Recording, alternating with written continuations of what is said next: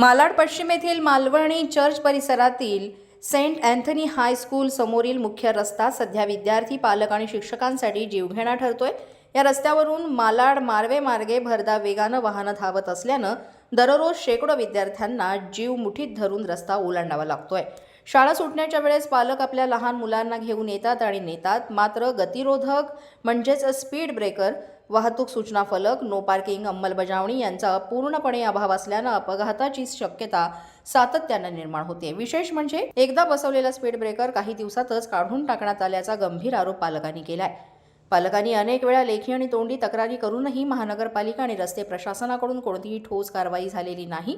या परिसरात अवैध पार्किंग सर्रास सुरू असून वाहने वेगमर्यादा न पाळता धावत आहेत। यापूर्वी या ठिकाणी विद्यार्थ्यांचे अपघात घडूनही प्रशासन झोपेत असल्यासारखे वागत आहे, अशी तीव्र प्रतिक्रिया पालकांनी जागृत महाराष्ट्राशी बोलताना व्यक्त केली। जागृत महाराष्ट्रामध्ये आपल्या सर्वांचं स्वागत आहे। आज आपण मालाड पश्चिम सेंट अँथनी हायस्कूल शाळेसमोर आहोत आणि तुम्हाला माहिती आहे की शाळा म्हणजे सर्वात अगोदर ते शाळेच्या समोर पाहायला मिळतं ते म्हणजे गतिरोधक। आणि तुम्ही पाहताय की या ठिकाणी जीवाची त्यांना कुठल्याही पद्धतीचा धोका निर्माण होऊ नये म्हणून या ठिकाणी गतिरोधक टाकण्यात आलं होतं, पण हे गतिरोधक टाकल्यानंतर तत्काळ 8 दिवसामध्ये काढण्यात आलं। त्याच्या पाठीमागचं कारण हे महानगरपालिका प्रशासन आणि वाहतूक प्रशासन यांनाच माहिती असेल। त्याच्या पाठीमागचं कारण म्हणजे तुम्ही पाहताय की माझ्या पाठीमागे या ठिकाणी ही जी शाळा आहे सेंट अँथनी हायस्कूल, ह्या शाळेने गेल्या अनेक वर्षापासून प्रशासनाकडे मागणी केली होती की या ठिकाणी गतिरोधक असायला पाहिजे होतं,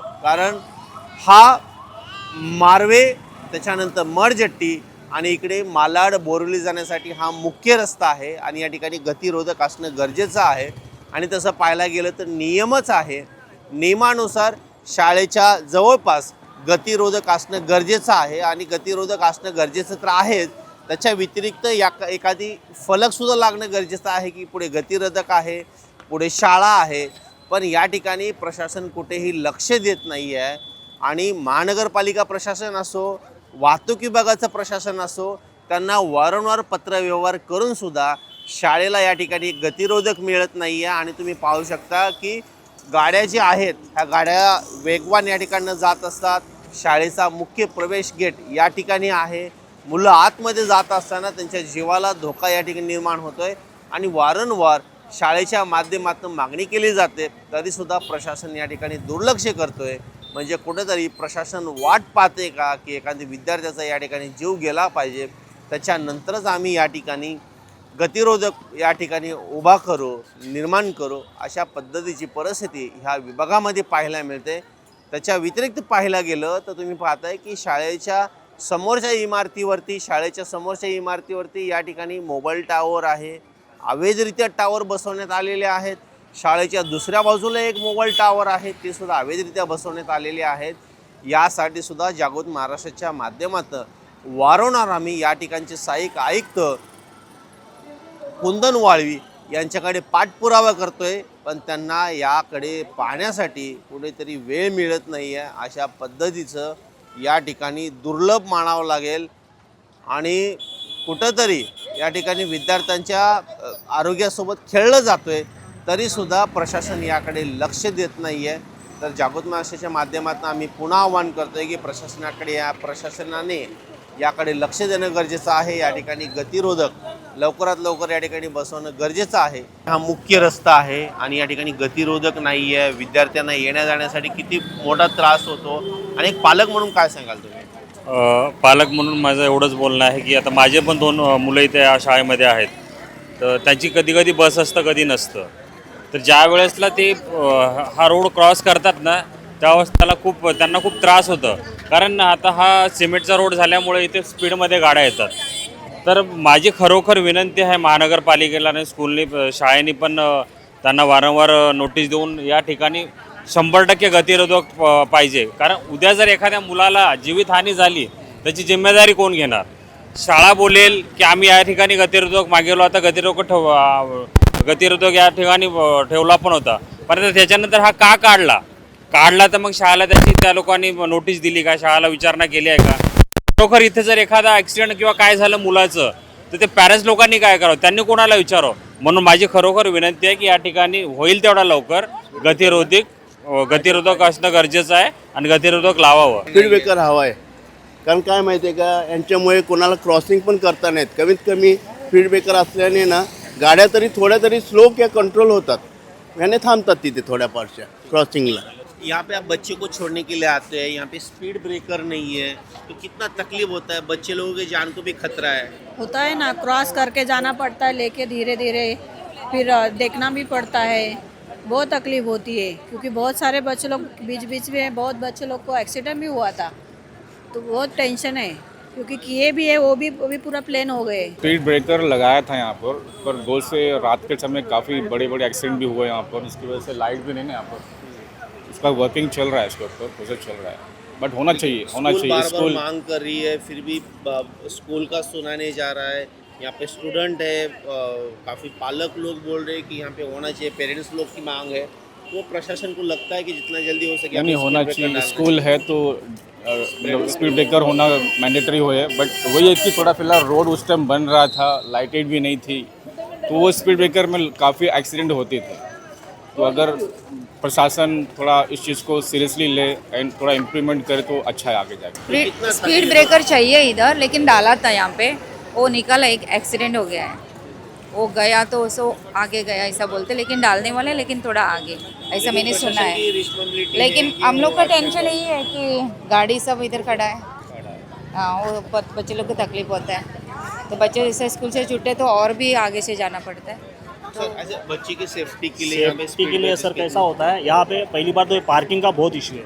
हम लोग कितनी बार बोला है, और ये पार्किंग है, इसके अलावा डबल पार्किंग हो जाती है यहाँ पे. बाहर के स्कूल के भी बसेस इधर आके पूरे खड़े हो जाते हैं, फिर इधर बहुत प्रॉब्लम होता है. हम लोग डेली इधर सुबह आते 10-15 मिनट वेस्ट करते हैं. इतना बोलने के बाद भी कोई सुनता नहीं. कल वॉचमैन को भी वो लोग बोलते हैं हम लोग करेगा, तुमको क्या करना है कर लो.